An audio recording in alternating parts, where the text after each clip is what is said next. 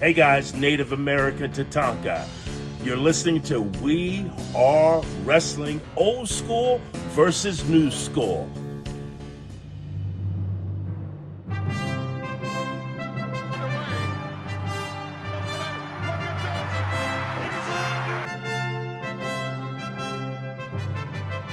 Stick to what you know how to do best. That's talking to that and sign checks. Yeah. Leave the wrestling to me, Daddy. Up goes Blanchard. Now hard-earned tax money. 1, 2, 3. Guaranteed victory. It's always you, Brett. Austin 316 says I just whipped your ass. If you smell what the Rock is cooking. I can tell you it's going to be a day that I'm never going to forget.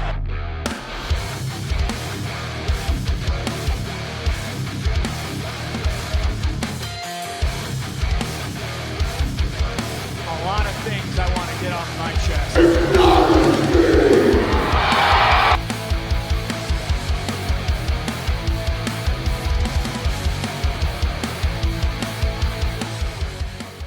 What is up? We are Wrestling Maniacs out there worldwide.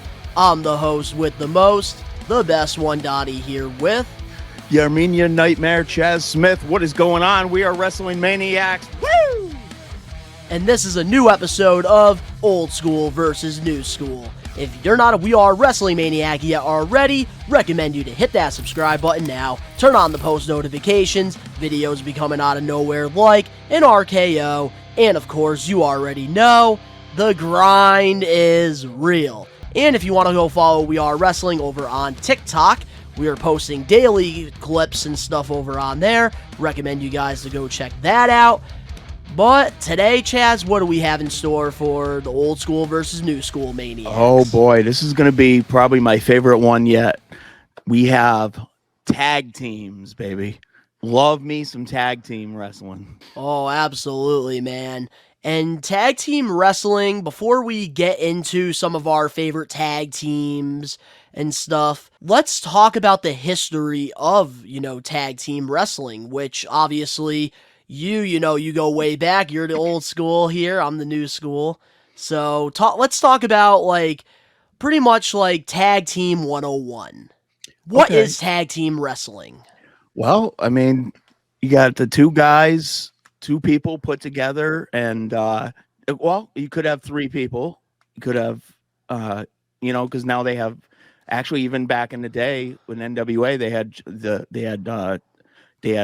6-man tag teams, trio belts. Yeah, well, they called it the 6-man tag, but now they have the trios in the AEW and beautiful belts, by the way. But yeah, tag team wrestling is back. It was gone for a long time, but in my era, man, tag team wrestling was at the pinnacle. I mean, there was tag teams everywhere. I mean, it was amazing. It was awesome. Yeah, because that's the thing. With tag team wrestling, what I've always enjoyed about a tag team is always the storytelling and what tag teams things can happen. You have these tag teams that could be family. You have tag teams that are best friends. And I like the storyline side of the tag team wrestling because there's a lot to it, because of course in sports you have your different basketball, football, baseball, hockey, all these different teams, and you have chemistry that you have to build and you have to work together to win. And I kind of like that with professional wrestling, because in a tag team setting it makes sense. And I've always enjoyed the storyline stuff because at times some of the best rivalries were from tag teams breaking up. Absolutely. I was just thinking that. Yeah, I was just thinking that one of the ones that immediately, when you were talking, one of the ones that immediately pops into my head on the show The Barbershop, when Shawn Michaels threw Marty Jannetty through the window. I mean, one of the greatest tag teams ever, and it built two great. I mean, both of them were great workers. Yeah, but here's the thing. Let's be honest. Marty Jannetty was never the same. Shawn Michaels, on the other hand. No. Marty Jannetty. But I'll tell you what. Marty Jannetty we can debate this, but this is the fact. Marty Jannetty, when the Rockers, when they were the Midnight Rockers, back in the day, and they, AWA, NWA, Marty Jannetty was actually the better worker. I did see like a lot of documentaries and reports saying that, so I do believe your take on that. Yeah, 100%. But it's crazy to see how like in these like rivalries that happen from tag teams. Think about it. Oh yeah, the best professional wrestlers in this sport are from tag teams. Yes, because sir. When they break up, that just gives them a whole nother like perspective, and it gives them like a whole nother level that they get on. Yep. Like, wasn't in WCW, Stone Cold, he was in a tag team with Brian Pillman, right? Pillman, the Hollywood Blondes. Yes, absolutely. The Hollywood Blondes, and then a few years later, the man becomes freaking, he becomes Stone Cold Steve Austin, man. The face of the Attitude Era. He was stunning, Steve Austin, It's absolutely crazy. Like, some of these, like, tag teams, like we've seen with Jeff and Matt. Jeff Hardy, became a main event guy and became a WWE champion. Yeah, out of absolutely. It. And Matt Hardy also, won the ECW title in the later days of, not the good ECW, but, during the PG era. Right. That's a whole nother episode. But but also, I mean, look at But that's the thing though. That's what I love about tag team wrestling is not only like the teamwork side of things in the ring, because a lot of it is very, like, it makes sense, but I also love the storyline side of it because you get these great relationships, you get to see how, like, they evolve through time, you even get rivalries out of it. That's what makes tag team wrestling so special. Look at one of the best storylines in wrestling history from a tag team that was thrown together. Ooh, I Hulk Hogan, Macho Man, bro. Mega Powers. You knew where I was going, didn't you? Oh, I knew exactly where you were going, buddy, with that one. And it's one of our favorite things, you and me, and long-term booking, baby. And that's the thing that makes it so amazing with some of these like tag teams that they throw together. I remember back in Ruthless Aggression, back in 2007, they threw Shawn Michaels and John Cena together as a tag team to, give that main event build, make it more special. Eddie Guerrero and Rey Mysterio, those guys were tag team champions, and then eventually, they had a singles match against each other at WrestleMania 21, and then after that, we started to see Eddie Guerrero get jealous of Rey Mysterio, and that's where, we got a great rivalry out of Eddie and Rey. Yeah. For custody of Dominic. Like, when it comes down to it, like, I really think that, like, if it wasn't for tag team wrestling, we wouldn't have some of these best rivalries. Oh, absolutely. Absolutely. So now, when it comes, like, to the tag teams and stuff, who are some of your favorite tag teams? Oh, I mean... in the old school era. Because I want to definitely talk about, the old school era and then, evolve into the new school. I'm going to be honest with you, bro. Coming up with this list this week was so tough for me. This was a hard one because there's so many great tag teams, and I'll just come right out and just pick one right out front. I'll say the Hart Foundation. Oh man, the Hart Foundation, right there. The original Hart Foundation. Are we talking about Bret Hart and Jim Neidhart? Yes. Yep. Absolutely. And they were singles wrestlers before that.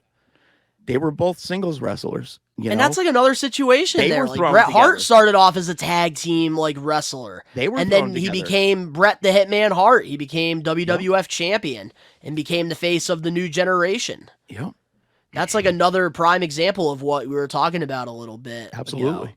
Man, when it comes to old school, I will say one of my favorite tag teams in old school has got to be friggin' Legion of Doom. Oh, L.O.D, man. Come on, absolutely. That is a team that I really do want to, talk about and really go in depth because when I saw Legion of Doom as a kid, because of course, I used to go to Blockbuster and Hollywood Home Video, so I would rent out, DVD, or not the DVDs. We didn't have those. We had VCRs. No. And I remember always renting them out, and I remember, L.O.D's entrance. It was, I think, SummerSlam 92. when they came out on the motorcycles. Oh, that was awesome, man. And then, of course, in 1998, the Royal Rumble, I remember seeing them come out because that was one of my all-time favorite Rumble pay-per-views, which we talked about actually in one of our previous episodes of the talk show. But with L.O.D, man, I remember watching that entrance, and my eyes were so captivated to my television screen because they had the spikes, they had the face paint, they had the look. And that's like what made L.O.D, for me, probably my all-time favorite old school tag team. Oh, absolutely. And their finisher, too? They were so intimidating awesome looking, bro. So intimidating. I always talk about them, but I'm going to say it again. I'm a huge fan of the Arn podcast, Arn Anderson, and he was always, him and Tully wrestled them a lot. He said they were some stiff motherfuckers, but they were awesome. Sometime you and I got to get together and watch the scaffold match from Starrcade when they're hanging off oh my good gosh, the Midnight Express and the Legion of Doom, and they're up 20 feet high, and Jim Cornette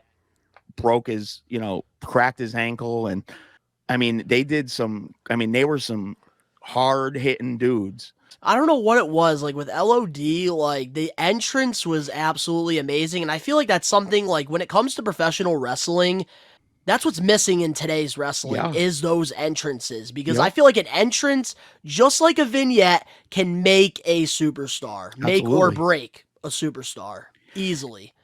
And the song, and the entrance music, just to have that, what a rush! I mean, and then have that guitar, with the whammy bar going, bringing it down. It was just so, when they first came, of course, I was a fan of them back in the day, because I liked watching old NWA stuff. But when they first came, is that where they to came WWE, from? They started in NWA? Yeah. Yep. When they first, when they were Crockett guys, fighting the Horsemen a lot. And of course, they used to fight. There's actually a really great match, too, with them against Nikita Koloff and Dusty Rhodes. It was a barbed wire match when Animal had the hockey mask on because because he hurt his face, and actually one of the Barbarian was in it too, and he came over and just kicked him right in the hockey mask, smashed the mask off, and they were getting caught in the barbed wire. It was crazy. It was just a crazy, crazy match. Dude, I gotta say, like with L.O.D, one of my favorite rivalries with them was against the New Age Outlaws. In late 97, going into, the Rumble and stuff in 98. That was such a great feud with them. And I remember that whole Rumble, man, in 98 was so good. Yeah, it was. The entire pay-per-view from start to finish was so good. Yeah, it was. Absolutely amazing. I actually watched the 95 Rumble yesterday. That's cool. Yeah.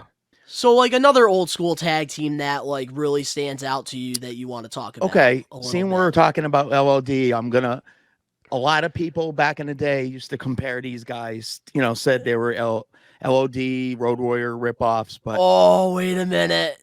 Can I take a guess on this one? Go for it, buddy. All right, because I feel like there's one tag team that you can really look back at. And I remember always having the classic superstar figures that Jack Pacific would make.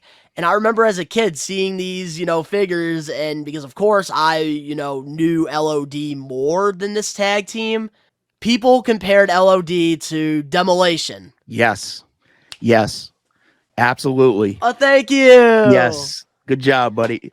Bill Eadie and Barry Darsow, two of the sweetest men ever in the business. They're still married to the same women since they were in the late 70s. And those are the guys that were a part of Demolition, right? Yep.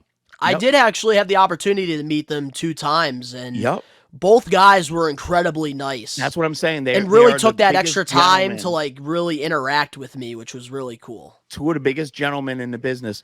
Arn Anderson says to this day he is still best friends with Barry Darsow.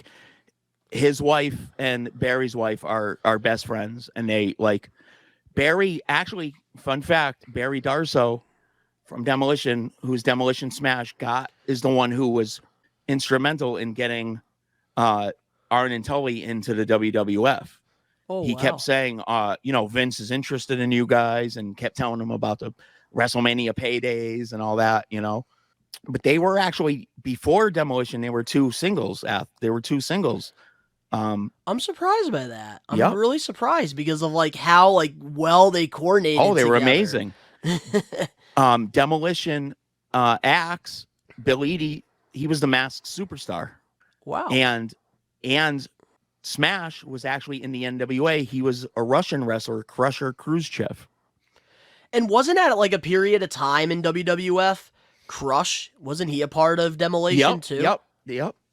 Yes. I do remember that. And it was very strange. I used to remember they were the champions, and they came up with this rule because it was the three of them. And the reason they did it at the time, of course, somebody we was didn't know, injured, but I'm guessing. Bill Eadie was injured at the time. He couldn't really wrestle that well. So they brought him in. Look, now that we're talking about that, yeah, we're gonna pause real quick on some of these old school teams because this is something I do want to rant about since you brought this up, and I can't believe that now it's in my mind, and I'm glad it's in my mind because I want to definitely give my thoughts on this. I do not like when tag teams they do this. They did this a few times, I feel like, in WWE. I remember the Spirit Squad back in Ruthless Aggression when they were the World Tag Team Champions. They, were splitting the titles, and two guys in the group got to compete. Yeah. And I don't like that. And I didn't like it. And New Day did it back in 2015, I think, a couple times. Yeah, I didn't care. I don't like that. I feel like if you are the tag team champions, whoever, the two wrestlers that are the champs, they are the champs. Yep. I understand it now because of what was happening, but I didn't even like it when it was happening. I didn't care. It makes no sense. A tag team is supposed to be two people. No, because now a faction, that's more than two people. Absolutely. I even thought when I was a kid, why not just create a 6-man tag team titles like the NWA? I thought that to myself as a kid, See, I don't like that when it comes to the tag team titles. They do that period. They don't do it all the time. No. Which I'm so relieved that they don't do that all the time. But when they do that, it pisses me off. Just like AEW with the interim championship. Yeah. It pisses me off. It's okay, the person's out. This is not the UFC or MMA. Just friggin' strip the guy from the title and, friggin' just give the other person the world championship. Right. I mean, look at when they come back, they can wrestle for the title. Right. Look at what happened when people got stripped back in the day of the title. They had a tournament. WWE, you had a tournament. Yeah. WWF. And that's the thing that example. And that's the thing that really sucks about when it comes to the interim title. AEW's tried it and it's failed. No, miserably. it's I don't like it. I'm with you on that one. So with Axe and Smash and Legion of Doom, what were the differences between the two tag teams? Well, I mean, there's also another tag team that gets compared there. That's I think more like the Legion of Doom than Demolition. Demolition, yeah, they had the face paint, but I think that's where they were big and they had the face paint, but that's where it stopped. Well, I think Demolition didn't they also have the mask as well, with the spikes. They had the hockey masks and they had leather. They had the leather outfits, and it wasn't anything like the Legion of Doom. Yeah, Legion of Doom didn't Legion of Doom wear more colors than Demolition. Yeah, I think if anything, the powers of Pain, the Warlord and Barbarian were way more like Legion of Doom. I do agree with that a lot. Definitely. They were pretty much like the Walmart version of Legion of Doom. And I met Wardlow too, and he's very nice. But they were definitely the Walmart version of L.O.D. I hated them. Yeah. I liked the one storyline I did like is when Fuji turned on Demolition. I think it was at the Rumble, and went with Powers of Pain. That was pretty cool. Yeah. Another old school tag team that really stands out to me has gotta, like, it's definitely in, like, I'd say, like, late 80s, early 90s. It's gotta be the Brainbusters. Tully and Arn Anderson. Woo! Such a great old school tag team, man. That's my stuff right there. And that's the thing, like, for me, I never really appreciated Arn and Tully until I believe they got inducted into the Hall of Fame as the Four Horsemen. Yep. And I remember, WWE coming out with this documentary, like, talking about the history of the Four Horsemen.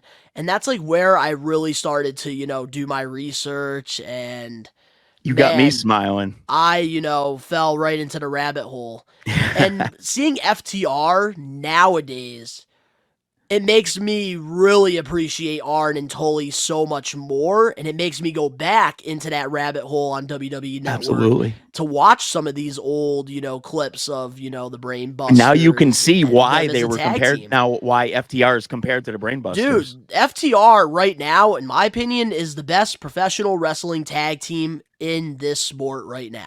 Dude, FTR 120% is the reason tag team wrestling is back on the map. Because you see here with Tully and Arn, they were so talented and gifted, which is why they are, first class Hall of Famers. So natural. But they were in the wrong era. Because right now, that's why FTR is so successful and so popular, is because of that style of wrestling that Arn and Tully had that was just way too good for its time.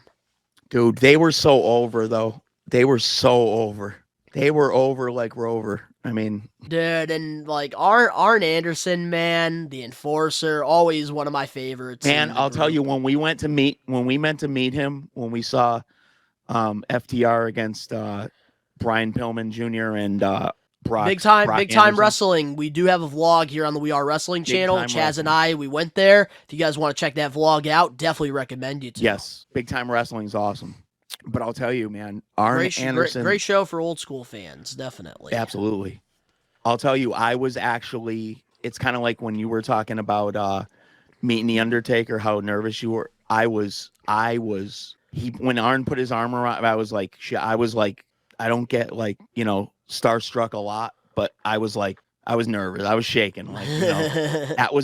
For me, that was like definitely top 3 all time. Like I'm a huge Brainbusters fanatic. Like, so in WWF, how long were they there for? Because I feel like it wasn't a while. Not long at all, because they were only there for 16 months because Tully failed a wellness policy. He failed the wellness policy. Oh, because around that time, didn't they have like the steroid allegations and stuff? No, it wasn't steroids. It was something else. It was drugs or something. Something else. But Arn, Arn being the stand-up guy he was, and decided to go, because Vince owed them money, and it was a whole nother thing. Because back in the day, that's like how a lot of things happened, didn't they? Like in the territories and stuff, like with owing money and stuff. Yep. I mean, he just didn't know what, he did tell Arn, though. He said he saw them in the hallway, one at whatever, with some TV taping, and he said, I want to thank you. He said, you lend credibility to my company. When they were there, one of the first 2 nights, he said they were at a house show, and he said immediately when they came out, the fingers went up. The four horsemen thing went up. He said when they went back through the curtain, Vince said, nope, that shit's got to stop. He goes, that can't happen. Yep, because no more. That's the thing, when you're in WWE or WWF, I noticed that, everything that you do in the past, it does not matter. It gets erased in the universe. That's what they say. Yep. And the thing is, there wasn't social media back then. He goes, you guys are not the 4 horsemen. He goes, that's over. But the one thing he did say, though, is he was glad that Vince didn't turn them into a cartoon. He kept them in regular tights. He kept them, with the jackets. He kept them, with character nothing work. Was cartoony. And their character work, it was, based off of hard work. Yep. And professional wrestling. And immediately put them with Bobby the Brain Heenan, which made them shot them right, immediately made them like credible, Yeah, because around the time wasn't Bobby the Brain Heenan, he was pretty much the Paul Heyman of that era. Oh, right? absolutely. He was the hardest working man. Because I remember he managed Andre the Giant. Yep, he managed when he was a Andre, heel. Rick Rude, King Kong Bundy, Mr. Perfect, Haku. You had Heenan guys, just like Paul Heyman guys. Absolutely. What's another old school tag team before we get into like the Attitude Era? Okay. We'll keep it on. I'll say we'll talk again about the Rockers. They were in a program with the Brainbusters, and Sean and Marty Jannetty to this day will give credit to Arn and Tully for teaching them how, for tightening, making them the wrestlers that they are today. Yeah, because they're always very professional and like they knew like when to do big moves. They knew how to control a crowd. And that's something that in today's wrestling, I could definitely say, I could vouch for New School. We do not know how to do that. No. No, absolutely not. No, we do not know how. But the one thing they got in trouble for is selling too much. They were so used to that in the NWA. They would sell, they were going out there and making Sean and Marty look really good. I mean, they were having classic matches with them every night. And they would go back through the curtain, and one person that grabbed them was Barry Darsow, Smash of Demolition. He said, "You can't be doing that. You're here to get yourself over." He said, "You can't be doing I that." hate when wrestlers do that to other wrestlers because it's like they're helping your company and they're helping you put better paychecks into your pockets by putting over other talent. And that's something that like really like I don't understand. I know in Ruthless Aggression, Paul London said it on Rene Dupree's podcast, Cafe de Rene, if you're a Ruthless Aggression fan. Funny live streams, great podcast. Yes.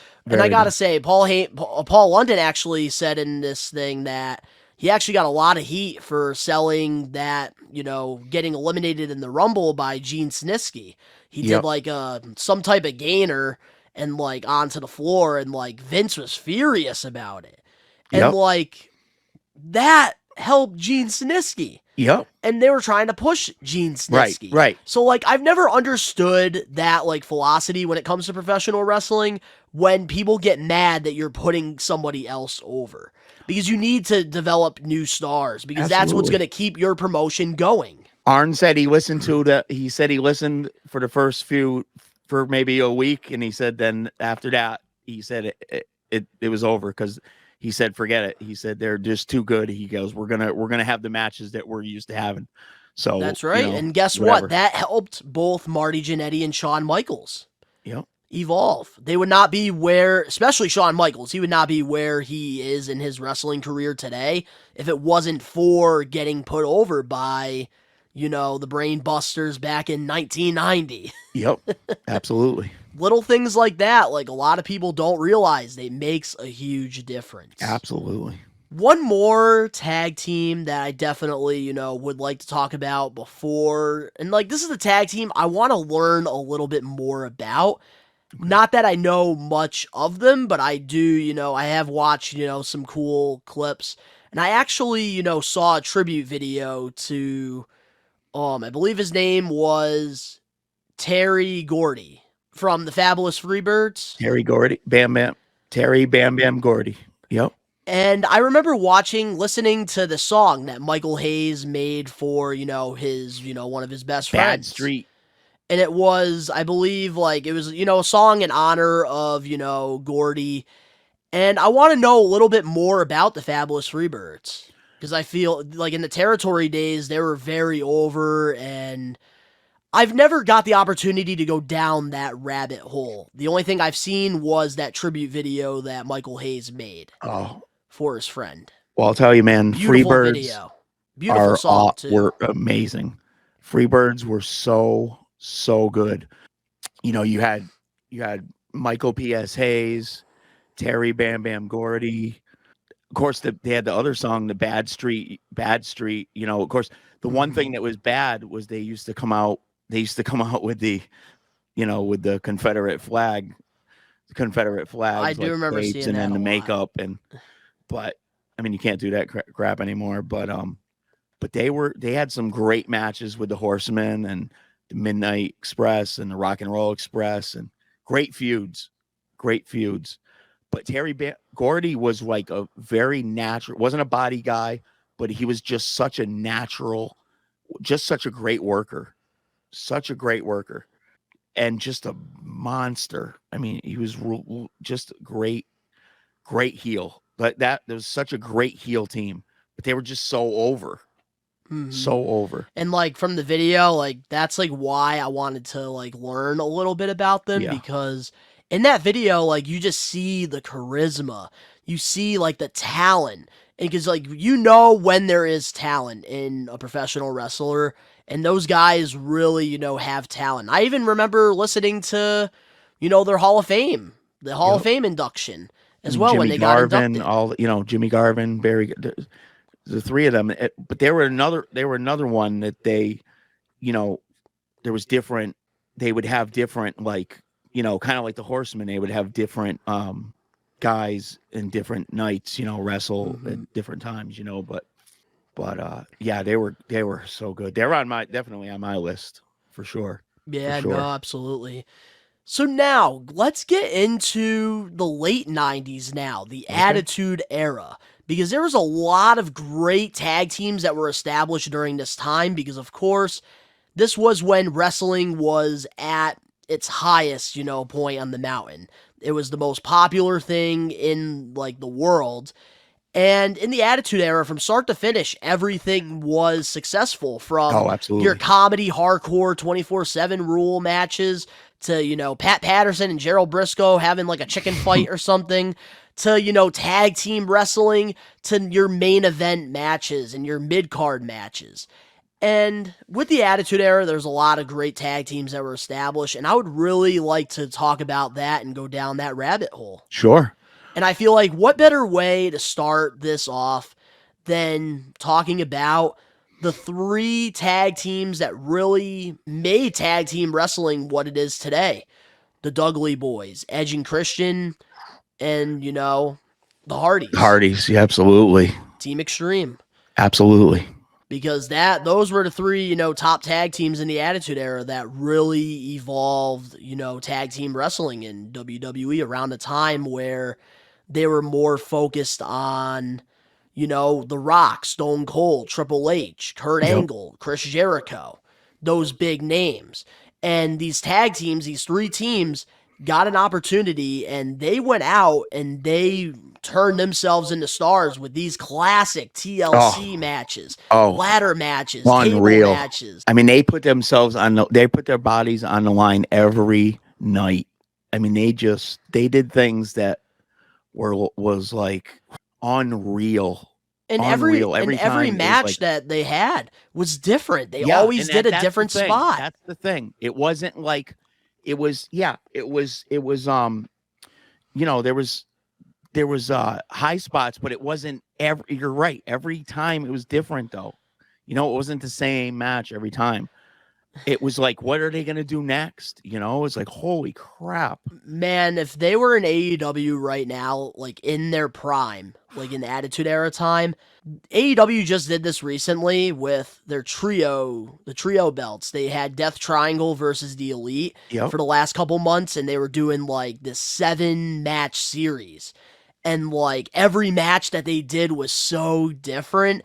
And I feel like the Dudleys, Edge and Christian, the Hardys, if they had like a 7-match series style, man, that would have been incredible to watch. Absolutely. Imagine that. Like match 1 is like a regular tag match. Match 2 is like Tornado. 3 is like just a ladder match. 4 is like tables. 5 is like something else, no disqualification. 6 is like something else, and then match 7 is the TLC match. Like a gauntlet thing, run the gauntlet. That'd be great.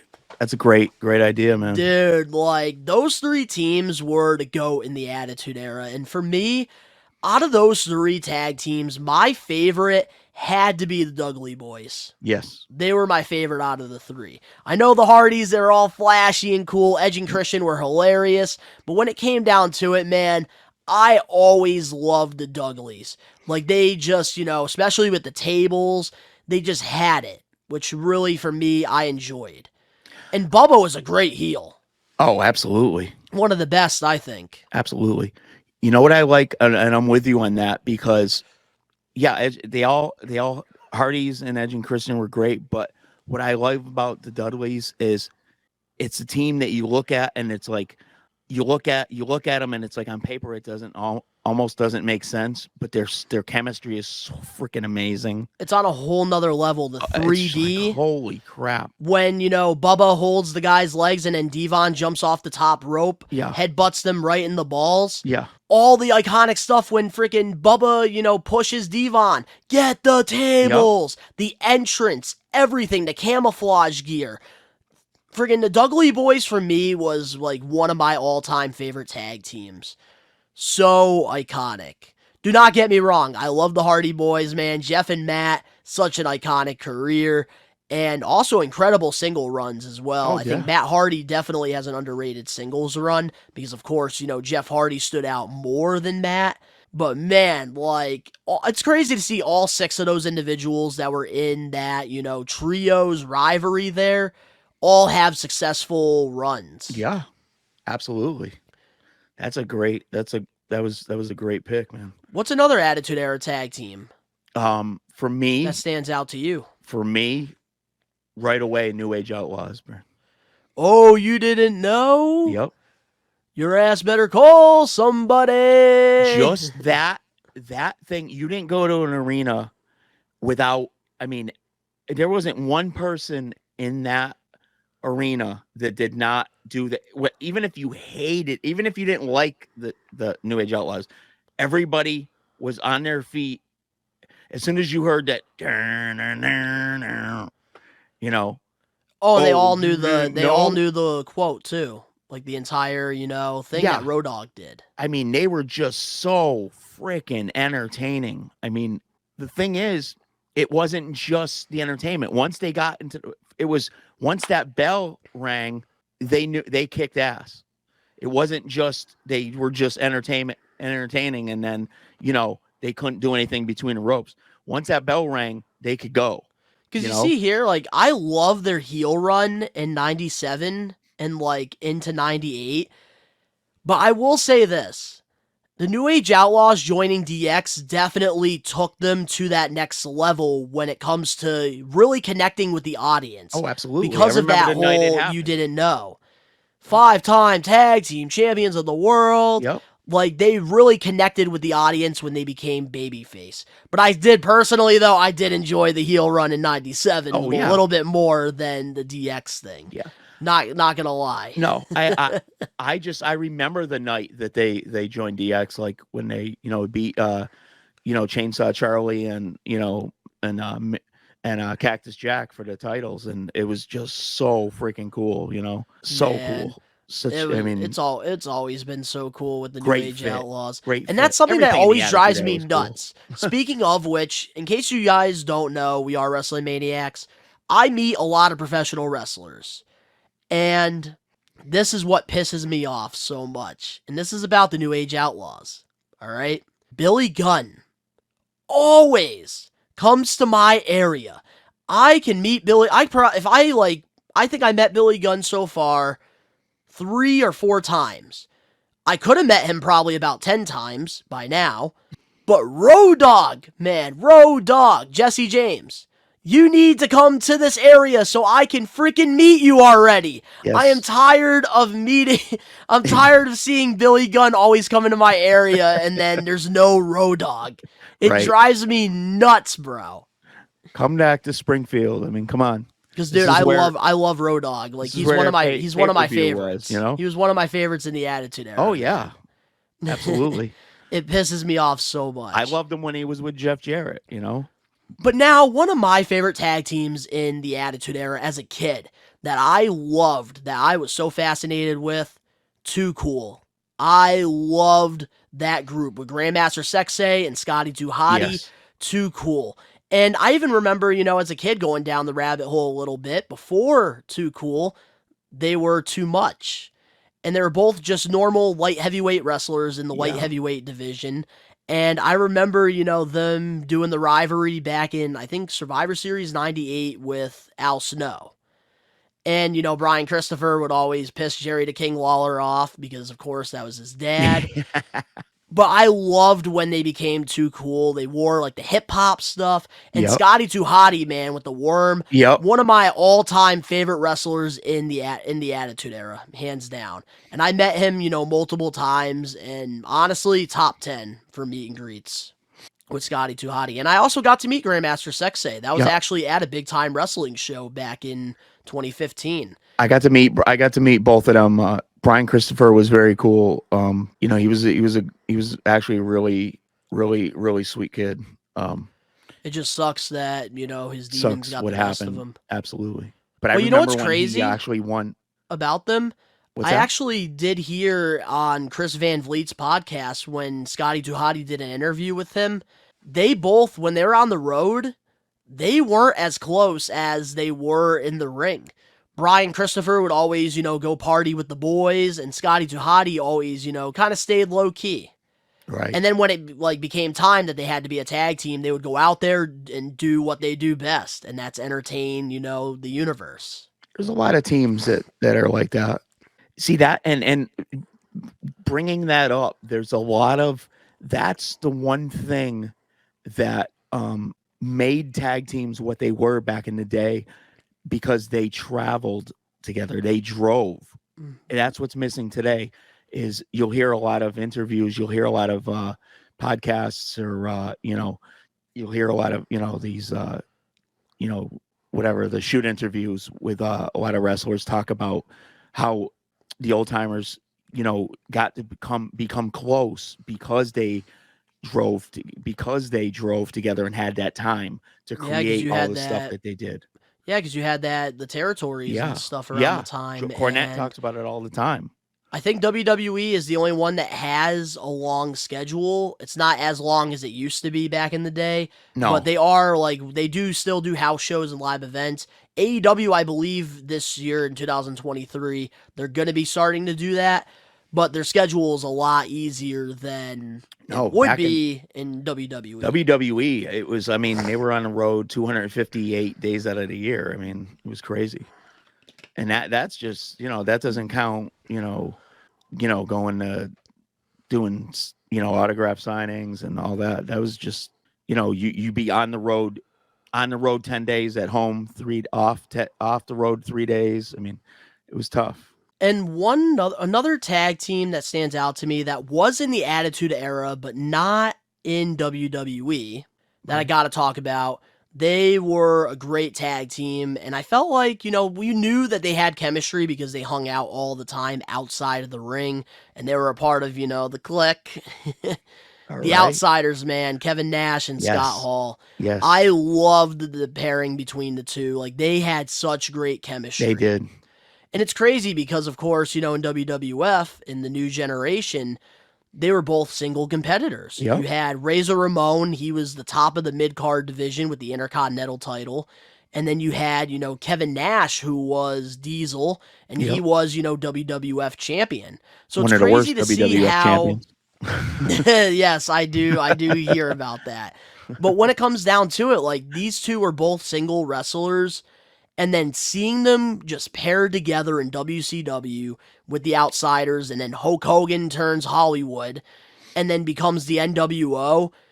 I gotta say, they both, I felt like, were better as a tag team than singles competitors. Yeah. And that's crazy to think about. It is. They got to do, because they were both great. Razor Ramon was one of my favorite characters. I love Scott Hall had that swagger, man. Absolutely awesome. That other wrestlers just didn't have, didn't feel cool. You know? Yeah. He did. He oozed that machismo. He did. He really did. But putting them together like that, they just did stuff that nobody did. It was so, what a great, and then to put them with Hogan. That was amazing. Bischoff. See, and that's the thing that pissed me off, man, about WCW, man. when they just kept adding people to the NWO. Yeah, that was so it could have been stupid. more. It could have been more successful if it was just the three: And I'm Hollywood surprised Hulk the Hogan, gobbledygooker- Scott Hall, and Kevin Nash. Surprised the gobbledygooker wasn't in the NWO. I'm surprised too. I think he's Some of probably them, I will say though, I'd rather have the three, but there were some members that I actually did enjoy, like Buff Bagwell and stuff. But still, the three, man, like, you can't just, like, it's just like the original DX. Like, yes, it was cool having Billy and having, the New Age Outlaws, but it wasn't the same as Triple H, Chyna, Shawn Michaels, and Rick Rude. Right. Exactly. Yep. Like, you can't, like, it's like when, like, Nexus, back in, like, 2010, they were, the guys from NXT Season 1, when they did the game show. And then eventually, Wade Barrett gets kicked out of the group, and then they try, reviving the group, having CM Punk, be the leader. It wasn't the same. No. And I hate when wrestling does that. I'm with you, bro. For sure. Any other Attitude tag teams that stand out to you? Yeah, get into the I feel 2000s. two singles guys that were thrown together, but really had a pretty decent, fun kind of run with Rock and Sock Connection. Rock and Sock. I see you got it in the background there. Dude, Rock and Sock, those segments were on another level. So much fun. Absolutely hilarious stuff. And sure. like, it's crazy because it's like we were saying, these two were single wrestlers, and I believe I said this in the beginning of this episode of the, old school versus new school podcast. How, Rock and, like, tag teams, bro, they make wrestling so entertaining because with the Rock and Sock connections, it elevated both Mick Foley and The Rock at the time. Because, of course, Mick Foley was trying to go into more of the comedy stuff.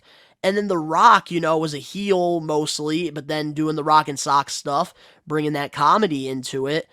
Like, it really, like, brought The Rock a new opportunity. And then, he started, becoming a face with the crowd and became one of the most electrifying, iconic legends in this sport. Yeah, most iconic man in sports entertainment. The most electrifying man in sports entertainment. Yep. The thousands of subscribers. I gotta say, another. I don't know if you thought about these guys. Another team, the Acolytes, bro. APA. I did have them on my list. I did. That was a pretty good pairing too. I do gotta say. I really did enjoy the APA run. I love the backstage segments that they had, and that's what made the Attitude Era so special. Like, you had incredible matches, incredible characters, incredible segments, incredible freaking main event talent. Yep. And, like, I remember some of my favorite scenes on Raw and SmackDown would be APA segments, where they would, like, have, like, the door, and, like, they would have the table, the cards, the cigar, playing poker, the beer. I loved the APA, and then, like, wrestlers would pay them to, beat the shit out of somebody. Yep. Even the bar fights that they would do all the time. Oh, yeah, I was just gonna say the bar fights. Yeah, I was just thinking that. Ron Simmons in NWA, he was in a tag team called Doom with Butch Reed. And that was when, after Arn and Tully went back to the NWA after WWF run, Arn, that was one of the him and Barry Windham were in a big feud with Doom. And he said they were an incredible tag team. And that's the thing, like, I do have to say about Ron Simmons. That's, like, one of those situations where, like, Ron Simmons had a very successful run in his professional wrestling career, doing the stuff in, NWA and WCW. And then, he goes to WWF, does the Nation of Domination thing, which honestly, Nation of Domination was my favorite faction in the Attitude Era. I like them a little bit more than DX, which I get a lot of people are like, what? You're crazy. DX, suck it. You like the Nation better? Yes, no, I love the Nation. No, I understand. No, I think the Nation was very, I went down that rabbit hole a few months ago, Nation, I was a domination. just the way it was created and the way it was thrown together, and it was very it wasn't supposed to work, and it freaking worked, and it was awesome. That's It what was I'm just saying. But back to like Ron Simmons, the cool thing about his career, he had all these successful runs, and then like his last run is with Bradshaw with APA. Yeah. And it's like one of those situations where like a veteran wrestler, you know, like their final run, like they are going out and they want to have the most fun. And I think in like Farouk's career, that was like the most fun he had was with APA. Oh, absolutely. Because he had some of, you know, the best segments around that time. And like Definitely. right now, that's kind of similar to Sting. Sting, you know, had a very successful run all over, you know, new school and old school.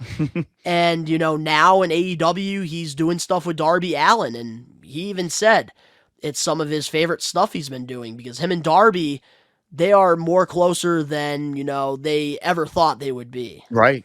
Darby goes to Sting's house all the time. Always awesome to see, like, you know, the old school, you know, helping the new school out a little bit, you know, giving us a sure, for little bit sure. of life. It does. It makes you feel good. Here's this isn't going to be we do trivia here on We Are Wrestling. This isn't going to be this isn't going to be the trivia question for the week, but this is going to be trivia for you. Speaking of Sting, do you know who his first tag team partner was? Damn. I'm going to take a guess here on this. I'm probably going to be wrong because, like, with Sting, I know him mostly from his singles run.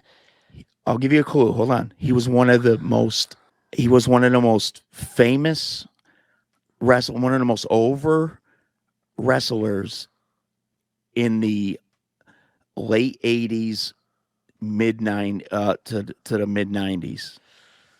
All right, I'm taking my guess here. I'm going to stick to my gut here. I have Lex Luger. No. Damn it. I know they did some tag team stuff. Yes, they did, but it was the Ultimate Warrior. Wow. Sting and Jim Hellwig.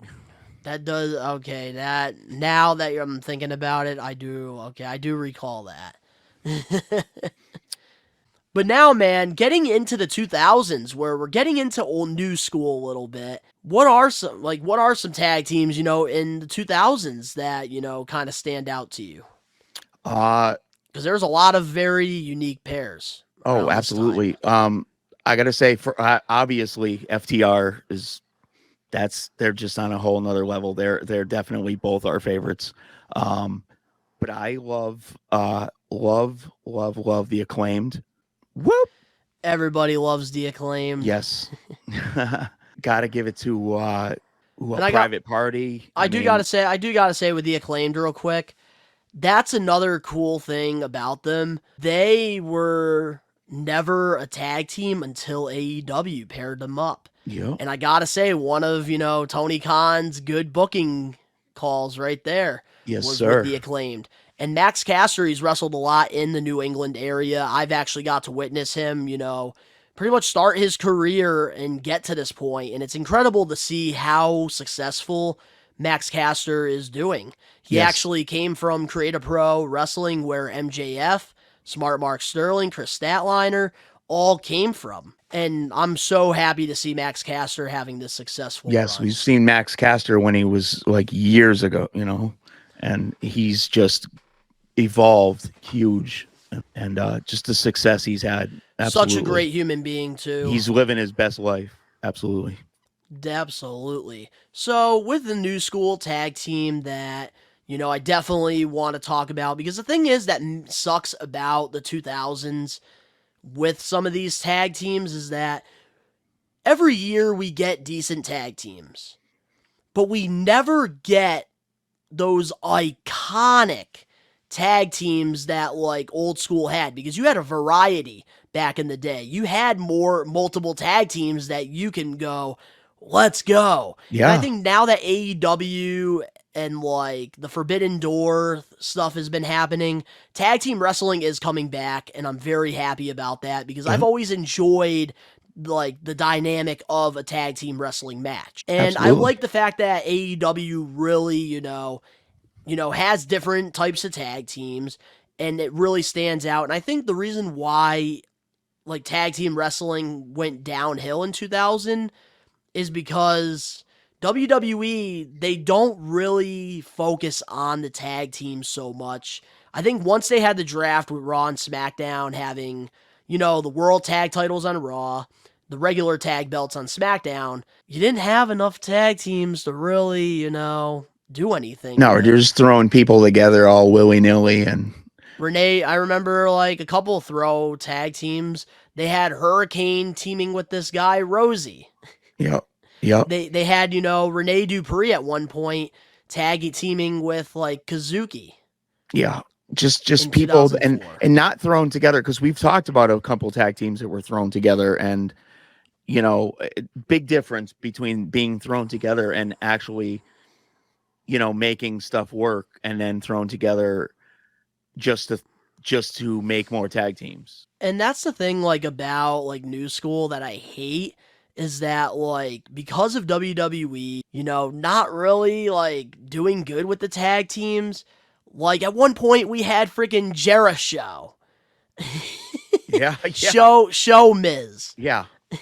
So like WWE always did these like throwaway pairs, but there was one time in WWE, I think this was like 2015, that I saw a lot of hope with, the tag team division, because they had, NXT at the time. You had Enzo and Cass, which I loved the pairing there, which unfortunately, due to backstage stuff, they ended up getting released.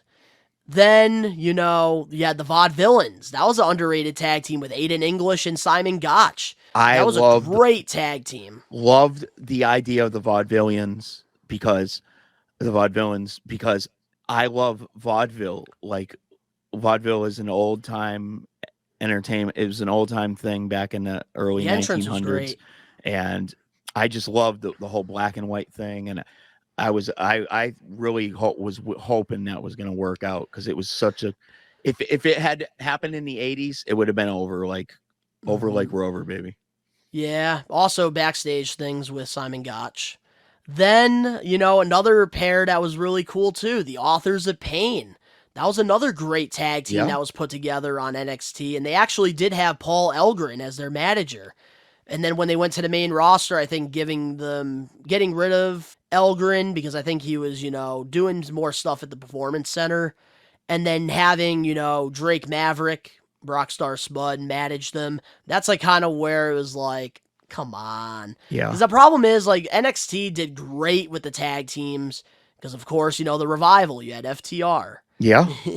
And then when they went to the main roster, it's like back to square one. We're going to split you up at the worst time, like Otis and Tucker, Heavy Machinery. That was a fun tag team. Yes. They split them up. And that's the thing, like Vince has never really cared about the tag teams that much. And like getting into some of these new school tag teams, a lot of them are outside of WWE that I want to talk about. And one of the teams that really stand out to me, one of my favorite tag teams, got to be Red Dragon.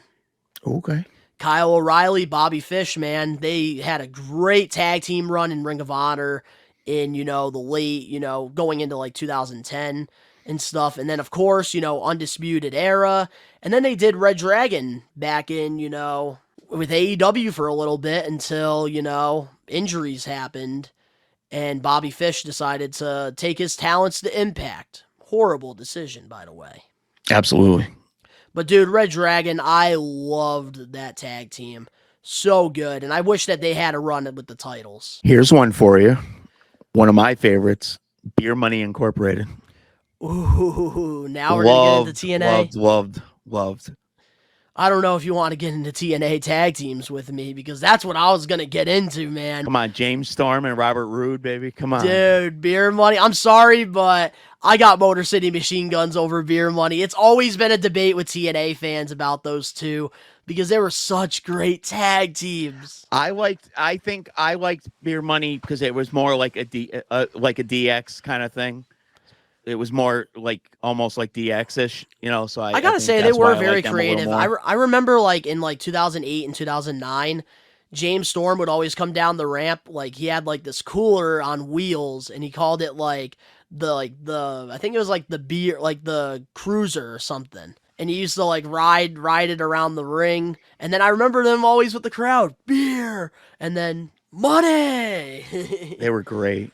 That was great. But for me, man, Motor City Machine Guns. No, yeah, absolutely. I loved their run in TNA. Yep. They had such a great tag team. And it's crazy to think that these guys, because TNA really strived when it came to pairing people up together and forming tag teams. They have done an incredible job, and they still do to this day. Yeah, I do got to give them credit where it's due. As much as friggin' I criticize them for being on Access TV that no one has access to, they do a great job when it comes to pairing people up and forming tag teams. They do. Because you had at the time, you know, Bobby Roode, he was doing stuff with Team Canada. You had James Storm, you know, he was a part of America's Most Wanted, another great tag team in the early days. Having them two paired up together, beer money. Chris Sabin, Alex Shelley, two X Division wrestlers that only were doing X Division stuff, become one of the greatest tag teams. Yeah. TNA has done an incredible job. I'll give you that. One TNA team I do got to talk about a little bit. All right. And this is like around 2016 that this team was formed. And I've been going down the rabbit hole actually pretty recently with this group, DK. It was, you know, this group, you had Abyss, you had Crazy Steve, and then you had Rosemary. And like I'm gonna pop a picture just so you can see what they looked like. Because I know like a lot of people didn't have access to TNA in like 2016. But here's what they looked like. Okay. And man, DK, I remember, you know, this tag team being paired together, and it was really cool. They actually, you know, came out to the song Nobodies from Marilyn Manson. I was just going to say, they look like Marilyn Manson. They look like Marilyn Manson. I was just going to say Dude, that. And they had a great rivalry, too, in Impact with the Hardy Boys, too. And the Hardys were doing the whole broken thing. I can see that. They did some really cool stuff on the Hardy compound, which was nice. I have to check that out. I can see that. Definitely, I recommend it 100%. I recommend you watching. I recommend you watching the Scaffold. Dude, TNA was on a whole nother level when it comes to tag teams. Yeah, no, absolutely. Like they've paired some of the best people up together. They kept the hope alive as far as tag teams. You're right. I do got to give them credit where it's due. And one tag team that's actually currently in TNA right now that I actually do enjoy. By the time this is uploaded, I don't know like where this tag team is going to stand. I hope they're still together. The Major Players, Matt Cardona and Brian Myers. I've enjoyed their tag team run their entire, always career. love big fans of theirs, always. And I like the way that they have, evolved as the Major Players. I think they've done an incredible job. I think Matt Cardona, going full heel. Yes. With this new run has, done wonders for his career, which is why he's in, a great position right now. And I've always just enjoyed the chemistry that him and, Brian Myers has had. Yeah, they're so good together. They are so great together. Well, they do have a podcast, and they do talk about wrestling figures and toys. So I would hope they would have great chemistry. Right. Throw a little smart mark in there. That was like another pair, because that's kind of cool too. Like when two friends like have a dream of becoming professional wrestlers, similar to like Edge and Christian. Right. How like they wanted to be professional wrestlers, and then they do it together and they make it together. I've always enjoyed that side of like the storylines and stuff. It's funny you say that. I was watching the Dark Side of Owen Hart, Dark Side of the Ring the other day again, and we're both huge Owen Hart fanatics here on We Are Wrestling. And Chris Jericho was talking about how when he was a kid, he used to draw because being Canadian, he used to draw pictures of him and Owen as tag team champions. Because the Stampede, wrestler. And when Owen came to WWF, his first run as the Blue Blazer, he saw he was actually the Blue Angel, but he had the 3 stars, the Stampede stars on his tights. And he saw this guy and he goes, I wonder if that's a Stampede guy. And then he saw him do the bump flip off the rope, and he goes, "Yep." He goes, "That's Owen Hart." He goes, "I know it's Owen Hart." I do remember hearing that story. And now, getting outside of TNA now, a tag team that I think really that we got to talk about on this, episode before, we close it off.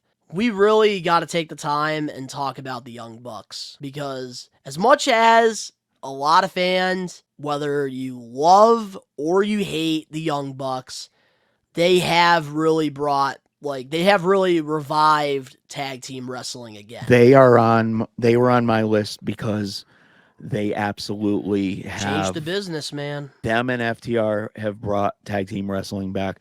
You can call them the Walmart Hardy Boys or the Hardly Boys or whatever, but Young Bucks are awesome. They are. They're and very I'm not gonna lie to you guys. Very talented. The old school side of me, I don't really like the flips that they do all the time. They overdo it. A lot of their matches are same, but when it comes down to it, they have changed the business. Yes. And I recognize talent, and those two guys are very talented. Yes. And I'm noticing the more stuff that they're doing in AEW, the more they're actually learning. And I think a lot of people don't really see it right now because of, the reputation that they have for the whole media scrum thing. Yes. They have learned, because in the 7-match series, Nick Jackson, had the knee injury he was playing, and that type of fundamentals, they, played it off great. I could tell the difference just from when we watched the pay-per-view. It was just watching them. I mean, they absolutely have, they've absolutely changed. And when it comes down to it, let's be real with the Young Bucks.